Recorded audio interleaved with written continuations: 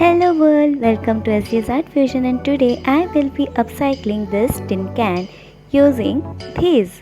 So let's get started. For this DIY you will need glue, a paint and a brush, a sandpaper and some varnish. The first step is to sand the can using a sandpaper. Make sure to sand the inner edges of the can properly as it can be sharp and cut right through your skin. Once the can is properly sanded, you can start with the paint. Sanding any surface will help the paint to stick better on any surface. Here, I have chosen white color for the background, but you can choose any color of your choice and apply as many layers until you are satisfied. Once the paint dries, it is time to stick the tablets on the can. The tablets that I have used here were expired and unfit for consumption. I have collected these tablets for years now, but you can use easily available alternatives such as buttons of different shapes and sizes and stone chips as an alternative for these tablets. Apply a generous amount of glue before sticking these to the can.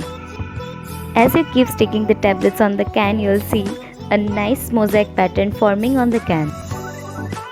Keep sticking the tablets on the can until they cover the whole surface of the can.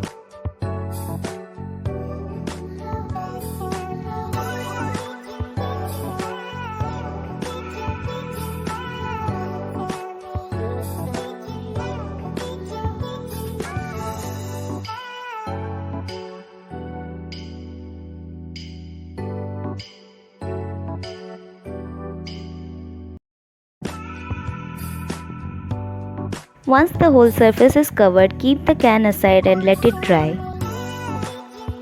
Once dried, it is now time to apply varnish.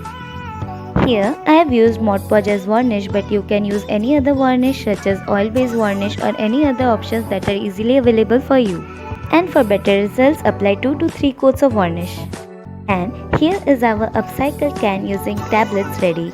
You can use it as a planter or as a pen stand or any other way you like. Thanks for watching.